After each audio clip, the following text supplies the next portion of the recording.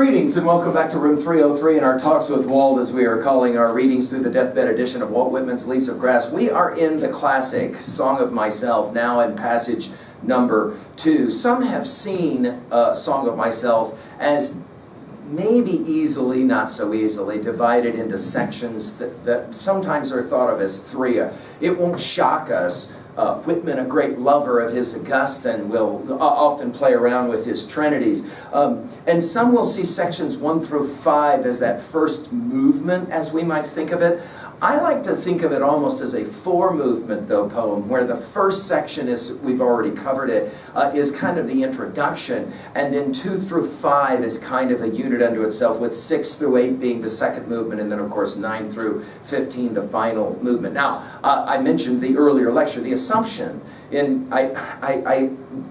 I hope that it is true. It doesn't have to be true for you, but I hope that you've been following our stuff at learnstrong.net. Down the left-hand side, Talks with Walt. There's a playlist that starts right away with introductory comments to Whitman and Leaves of Grass, and then from inscriptions on all the way through all of the poems up to and including Song of Myself, passage 1. Now, in terms of background information, we've mentioned this several times when we have seen sectioned poems, right? Obviously, you can think of Song of Myself as the classic example of this, but in some ways, Song of Myself is maybe a better example, and now is when I've decided to raise this question. Dude, what is up with these sections of these poems? You know what I'm saying? Like, for example, as you're looking at your copy of Song of the Open Road, notice he begins with, begins the poem with, "A foot and lighthearted I take to the open road," and he finishes with, "I am filled with them, and I will fill them in return." Why doesn't he just go on to "You Road"? Like, what's up with these sections? Why does he have to have 15 sections? Why can't it just be a long poem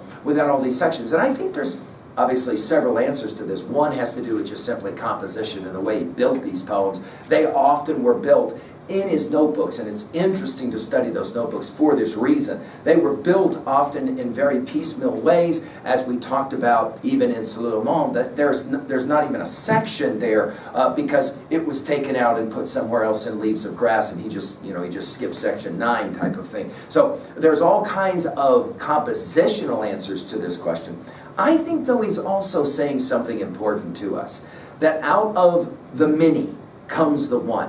That out of all of these sections comes a unity. And I think he's challenging us to try and perceive or understand or appreciate the unity that he's going for out of all of these different types of sections or renderings. And I like to think of it, of course, as a song. As we have said, we are now in the Psalms section of the New American Bible, as I've qualified it in an earlier lecture. And by that we mean what? Well, it's almost like different kinds of songs that construct symphonically into this musical thing that, of course, as we've said, Whitman loved his music.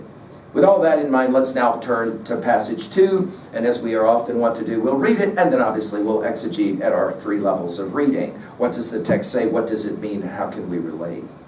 He'll begin now by talking about this very road that he has said he is about to kind of get onto, afoot and lighthearted. "You, road, I enter upon and look around. I believe you are not all there is. I believe that much unseen is also here. Here, the profound lesson of reception, nor preference, nor denial. The black with his woolly head, the felon, the diseased, the illiterate person are not denied. The birth, the hastening after the physician, the beggar's tramp, the drunkard staggered, the laughing party of mechanics, the escaped youth, the rich person's carriage, the fop, the eloping couple, the early market man, the hearse, the moving of furniture into the town, the return back from the town, they pass. I also pass. Anything passes. None can be interdicted. None but are accepted. None but shall be dear to me." And just point out, obviously, the repetition of those 3 nones, N-O-N-E, at the conclusion of this poem. Now, we're going to see right away that Whitman will begin by talking about the road as life's experience. And again, go back to our comments on Song of Myself, passage 46, where he'll talk about perhaps you've been on this road all your life and you just did not know it. That will be his version or his view of what living is all about. That is to say, what is this road? And he'll begin by talking about the road. And he says, I believe you are not all that that is here. We might say visible, and we go back to our reading of Eidolons in the inscription section in several other places already in Leaves of Grass, where Whitman will make that argument, so influenced by the great philosophies of earlier times. We think of Plato's Republic, obviously. That there's the seen, but there's also the unseen. And here he will say it. I believe that much unseen is also here. In other words, in some ways what Whitman will try to do is what all great poets try to do. What is it that we'll always say to you as you're trying to write? Show, don't tell. In other words, he's going to argue. There's this whole unseen world that I'm going to try to make apparent. And in the process, that we'll call the journey of the open road. Again, emphasis on this word open as we'll get to the end of the ideas of it can't be interdicted or the word accepted. But then he'll begin with this immediacy. He loves the word here, H-E-R-E. I told you guys this. He loves this word. And now we'll begin to talk about specifically what this road will be about. And already we're going to begin to see he'll take the marginalized. He'll take those who often will look down on. Now, no question, Whitman struggles with his own cultural racism. We've said this many times already. We do not run from this. That, however, is not an excuse to not read Whitman, but we've got to appreciate Whitman in his own time, and of course in our time as well, and we'll see some of this here. Notice he says, the profound lesson. I told you guys, go back to our earlier introductory lectures on Whitman, the 5 Ps, and one of those Ps was Whitman as pedagogue, as teacher. He was a teacher. I have made the argument that this is the most important way to read Whitman as teacher, as instructor, and I think here the word lesson and profound lesson is important, of reception. Later it will be acceptance. Inclusivity, right? He says, nor preference nor denial. In other words, I'm going to be inclusive. That is why Whitman is considered the greatest democratic, and we use that term not its political term, but in its literal rendering, as in democracy. He is the great poet of all, right? That is to say, we're not going to preference some above others. He says, again, the black with the woolly head. We've seen this reference before in Salutamonte, for example. We saw it in passage 12, right?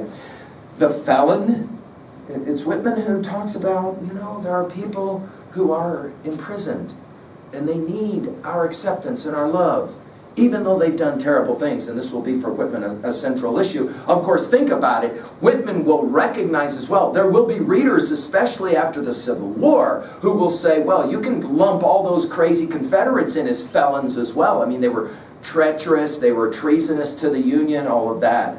Of course, Whitman as a nurse will have wanted to take care of both Union as well as Confederate soldiers. We'll get to that when we do our drum taps. The diseased, the illiterate. Now, this one is very interesting about the diseased, because we're going to hear about this debate again and again in Leaves of Grass. You'll remember Song of Myself, passage 14. Go back and take a look at what he says about the diseased. Versus later, what we're going to hear in passage 10 of Song of the Open Road, where he says that no diseased person will be allowed on this journey with me. So there's a tension there that we'll have to talk about. The illiterate person is interesting because, of course, he writes. So there will be people who will know Leaves of Grass if and only if somebody reads it to them, and he's aware of that. And again, back to educating, right? None of these are denied, he says. And then, of course, the listing. We're not going to be shocked that after our study up to this point, that Whitman loves to get on these listings, these catalogings, and here are good. Again, the range that he'll always throw into these, and the places that he'll go,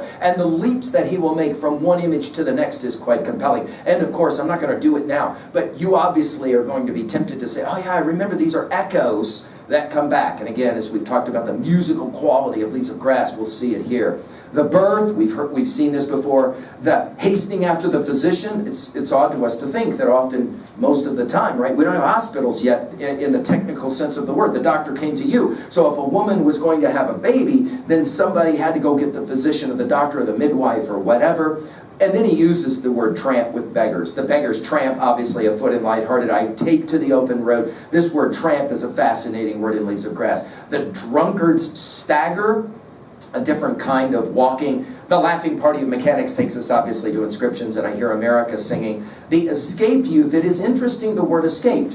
What does he mean with this word escaped youth? In our study of Whitman's own biography, the way in which he was seeming to run often from his own family background. The rich man's carriage, the fop, the eloping couple. I mean, we think about the rich man's carriage. Go back to that scene, you'll remember, where certain coinage is tossed out of a window in Dickens' Tale of Two Cities, and then it comes back into the carriage, right? This tension between the wealthy and the disenfranchised. The fop, of course, is an interesting word. I'll let you run down the history of that word as it relates even to Whitman. The eloping couple, notice this idea of trying to escape, trying to get away. And then he's back to economics. The early market man, right? Think about the way in which what we're about to read now is that great circle, as you know, as we talk about the circle of life, for those of your Lion King fans, right? The hearse, we immediately think of Emily Dickinson, because I could not stop for death, she kind of stopped for me, and all of that, right? The moving of furniture into the town, the return back from the town. Notice we've got this cyclical kind of project happening. They pass. I also pass. Later it's going to be in Leaves of Grass, I sit and look out, right? They pass. I also pass. Anything passes. Notice his trinities here at the conclusion of passage 2. None can be interdicted, none but are accepted, none but shall be dear to me. In other words, he says it. It isn't that a foot and light-hearted I take to the open road, but rather with those old delicious burdens of passage 1, a foot and light-hearted we take to the open road. And that's where we'll go for 2A, obviously. Whitman wants to be everyone's poet, and he wants everyone on this journey with him. And it is true that as you take your copy of Leaves of Grass, and as you begin to annotate it, and some of you tearing pages out of it, and like Whitman, stuffing it in a pocket and going for a walk and reading a few lines here or a few lines there. It's a great way to read Leaves of Grass, by the way, to actually extract the leaves from the book, right? We're all taking this journey together, both obviously literally at times and then obviously metaphysically, right? For 2B, the rhetoric here, obviously these repetitions, we're already hearing these trinities, I'm just pointing out these echoes, we're going to see it all the way through this poem. At 3A, well, I've mentioned already Salute Amon, especially passage 12, Song of Myself, passage 19, Song of Myself, and then Song of the Open Road, passage 10, and the tension between the two, and I've mentioned Emily Dickinson. I think that of all of the poems of Whitman, Song of the Open Road is one of those poems that's most easily connected to the great poetry of Emily Dickinson, who we've said so much about elsewhere at LearnStrong.net. Finally, at 3B, it's a fair question to ask. If the dream and the goal is that America will be the place where all are accepted, that is to say, none can be interdicted, none but are accepted. That is to say, we're all in this thing together, all dear, he says to himself, we would say to each other. Is that inclusivity still a part of the American dream, do you believe? And to what degree is reading Leaves of Grass taking us there? Certainly that's our hope in room 303. Thank you. Come back for passage 3. Thank you.